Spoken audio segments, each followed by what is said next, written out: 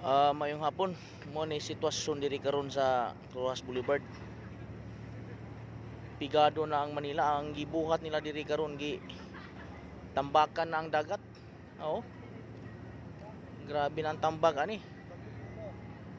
Para mag-expand sila diring dapitan na, diri na mo himog mga bag-ong mga building nining area ha.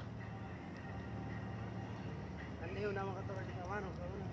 Oh, tanawan na niya ang sitwasyon diri oh.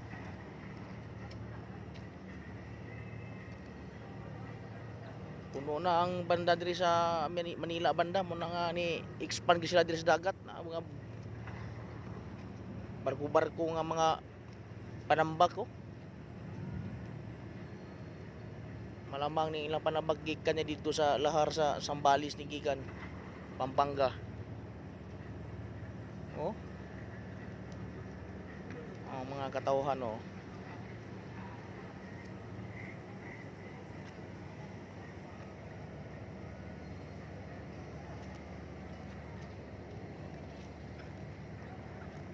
Ulan-ulan man karon mo na nga opay nang laag unya ni daghan ni diri unyang hapon ni. Mo ni sitwasyon diri karon sa Rojas Boulevard sa Manila.